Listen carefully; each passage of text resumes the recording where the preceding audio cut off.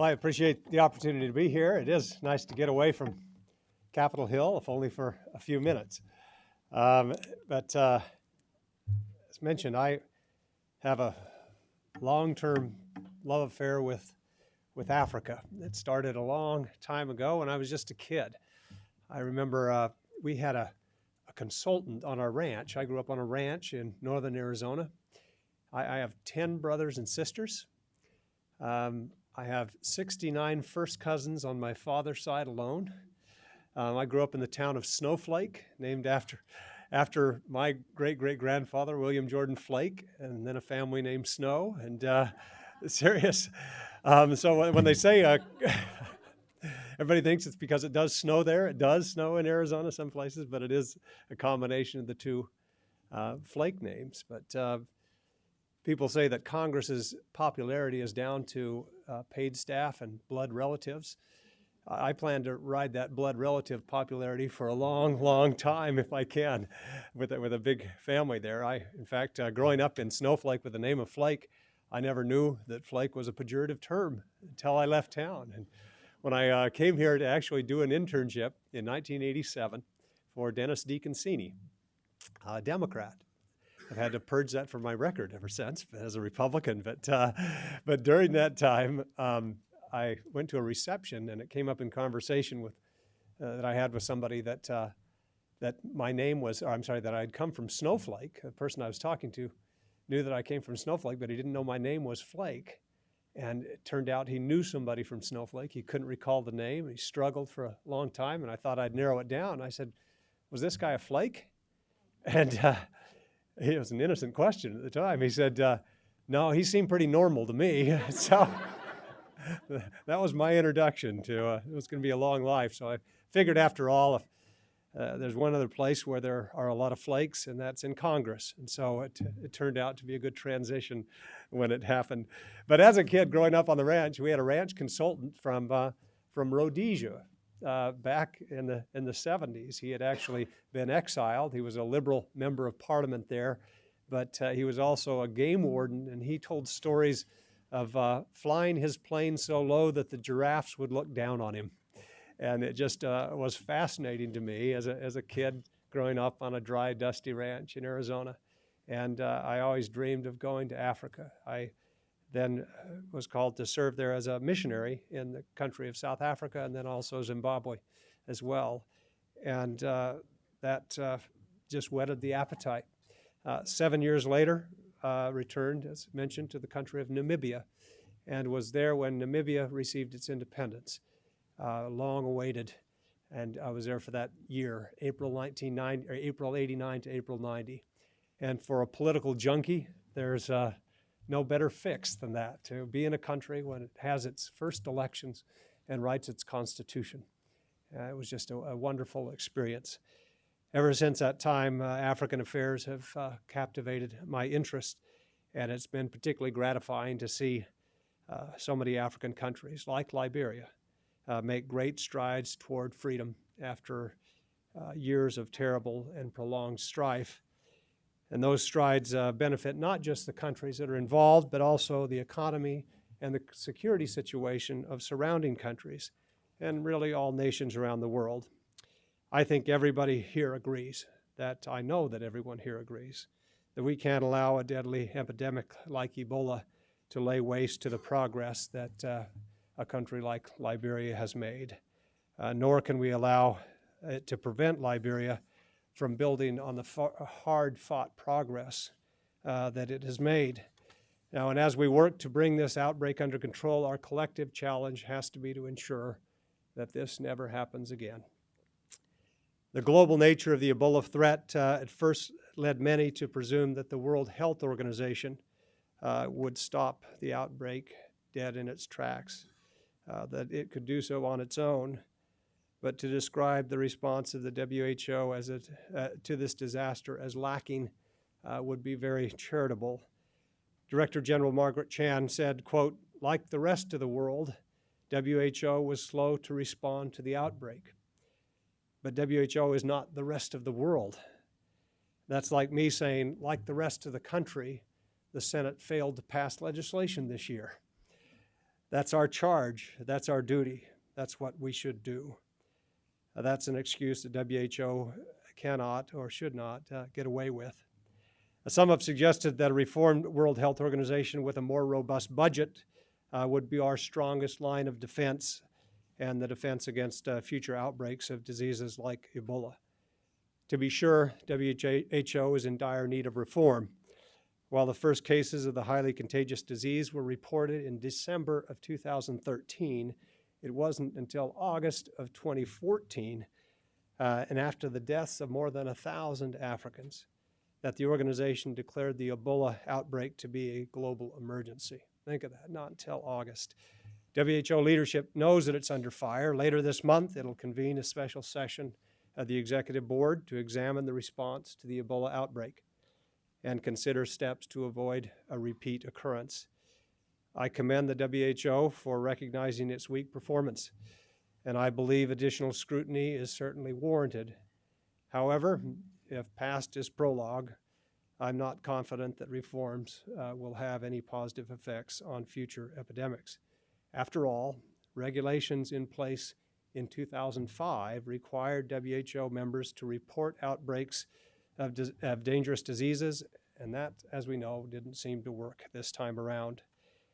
I believe the WHO would have better luck if it were to stop concerning itself with the overconsumption of energy drinks or the rate of global tobacco taxes and stick with a mission more focused on prevention of infectious disease outbreaks.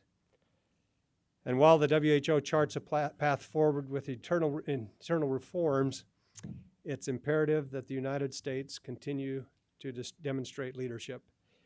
Leadership not just in helping Liberia stop the Ebola outbreak, but in helping identify solutions to prevent future ones as well.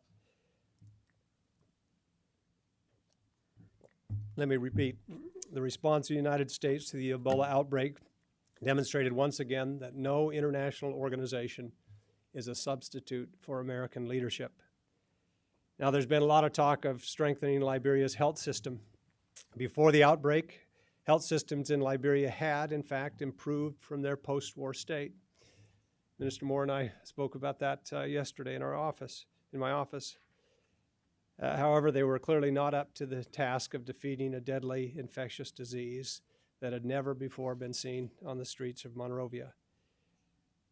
We had a hearing on the Ebola response in the Senate Foreign Relations Committee, African Affairs Subcommittee in December, and we heard testimony cataloging the various needs of Liberia's health system as it continues to battle the disease.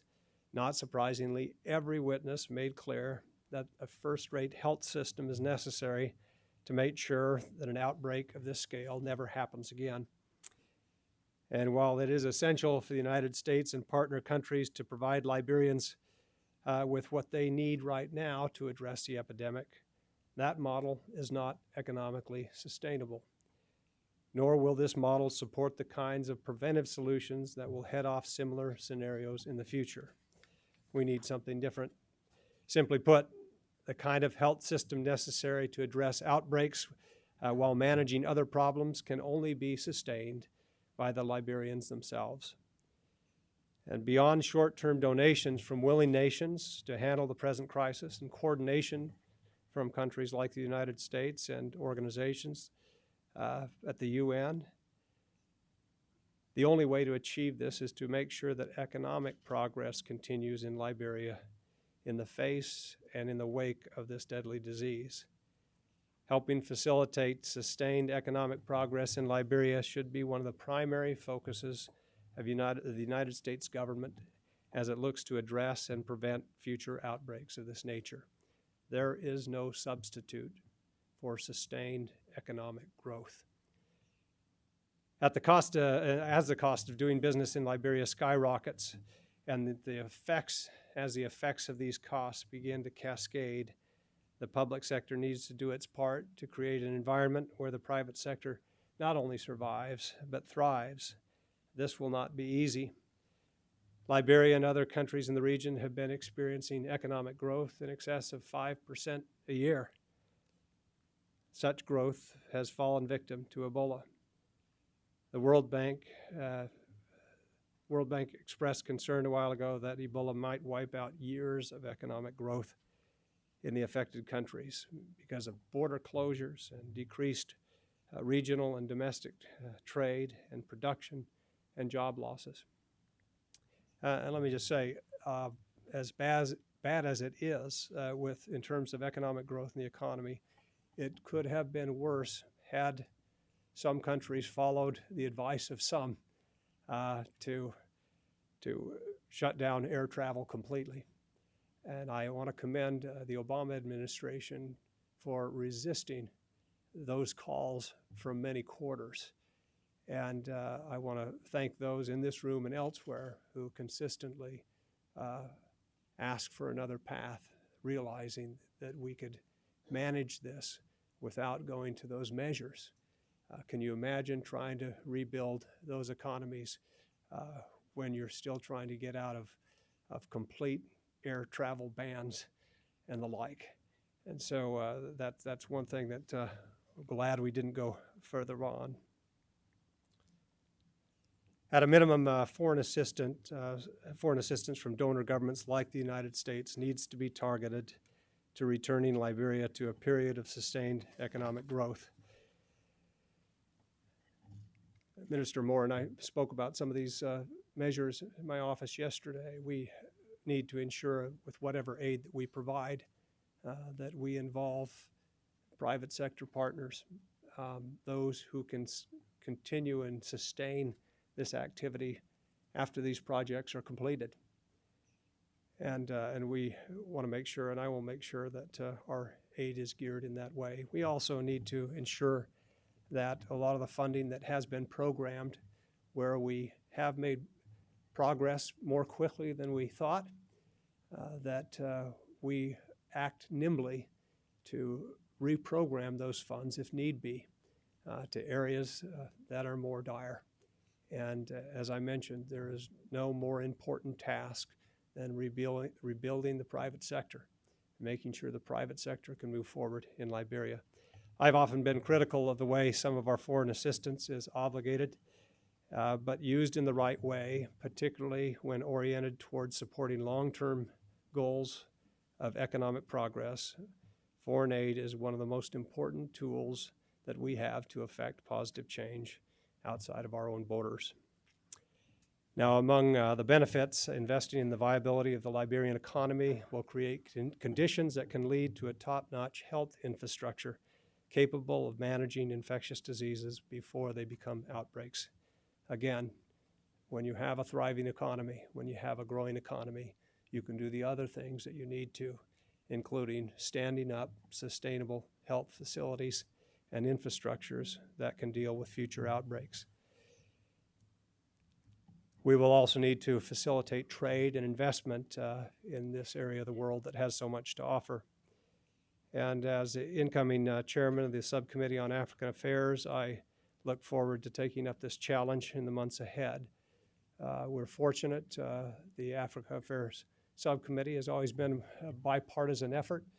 Senator Chris Coons has been chairing the committee. He traveled to the region just last month. Chris and I have a good working relationship, and I look forward to working with Chris, and I will rely on his expertise and advice as we move forward, and we will work together. But I look forward to this challenge in the months ahead.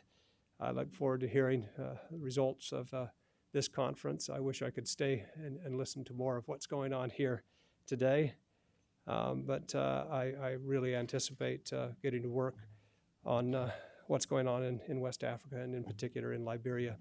I thank you for having me here and look forward to taking a couple of questions.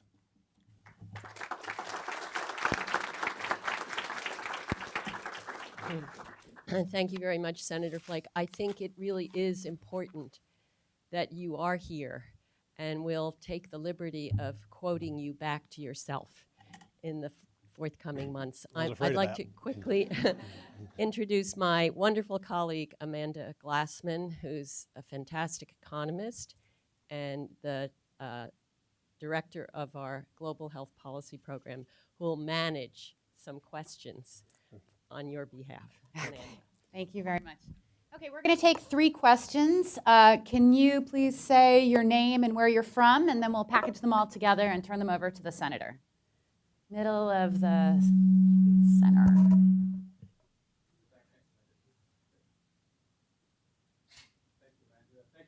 Being here, Keith Martin, I'm the Executive Director for the Consortium of Universities for Global Health.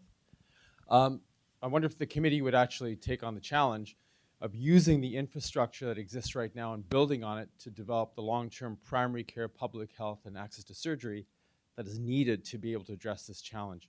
Before Ebola, there was one doctor for 100,000 people. 39% of the children were stunted. There's massive lack of capacity and infrastructure within the public service as well as on the ground. If we can use the existing relationships that's coming out of this crisis, then we can help the Liberia, Guinea, and Sierra Leone to build the capabilities and capacity that's vital for that foundation to attract the foreign direct investment and for the country to build its economic and social capabilities. Thank you. So one question about the strengthening of health systems. Do you want to take a response right away, or shall I collect 2 more? I'll take that one just Okay. for a second. That's something that we discussed in our office with Mr. Moore yesterday. Liberia lost, 178 health professionals, mostly nurses. Others obviously moved to other areas as well. We started with a situation, 1 doctor per 100,000. Obviously, we've got to have a different situation moving ahead, and it only makes sense to take advantage of some of the structures that have been put in place to address that need. So yes, I do think that who was it that said that you never ought to let a crisis go to waste in terms of taking advantage, and then there are cautions there that ought to be stated up front, and we can't sustain the type of infrastructure that's going in now, nor should we. It's not conducive to long-term sustainable care, but we've got to take advantage of the focus that the world has right now on the situation, and to the extent that we can use university system and other health systems to supply those who can train in country and keep doctors in Liberia, we should do that. And we had some discussion about that yesterday. So I'm sure the committee will address that. Okay, great, thank you. Go ahead. Senator Flake, thank you very much for being here today. Steve Cashin.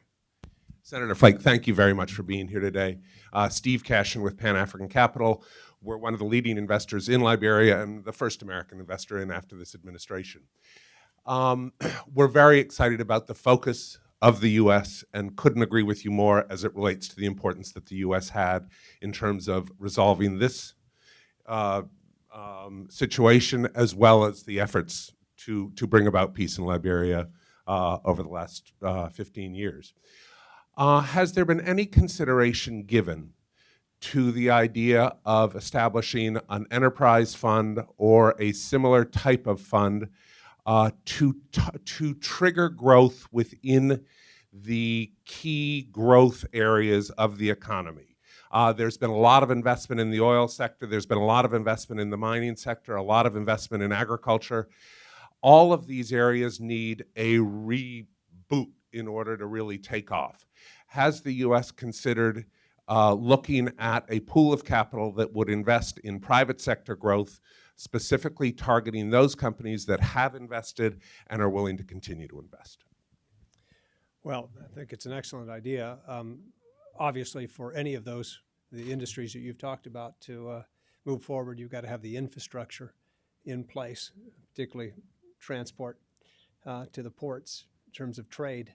And that's an area that there's going to be a lot of focus on. But I would certainly love to get with you and have our office touch base and perhaps have a hearing early on what that might look like. So great suggestion. Thank you. Great. One last question? Because if not, I have a question. Okay. This week we've been reading about reports in Haiti of, maybe disappointing effects of our huge aid efforts after the earthquake there. How will we manage our aid differently so we know how it's being used, what its impact might be? What suggestions should we be giving to USAID in this space? That's a great question. We're 5 years into that. And we had discussion in my office yesterday about that as well. And there's some concern in Haiti that all of the outside aid crowded out private sector activity that would have been and has to be vital to long-term sustainable development. We need to make sure that that doesn't happen in Liberia or the affected countries. So I would think that it is a cautionary tale. It's only the last example of many that bear out the same problem, where there's a lot of focus. We go in, but we don't mind to build up the private sector and make sure that that level of activity can be sustained and carried forward, because at some point the aid goes away. You want a sustainable system. So I would think that points up exactly what we were talking about. Let's make sure that whatever form our assistance takes, the primary goal is sustainable economic development. And that has to involve building up the private sector, utilizing the private sector that exists, building it up, shoring it up where it doesn't, and then it can go forward. Great. Thank you. Thank you for having me here. Thank you, Senator Flake.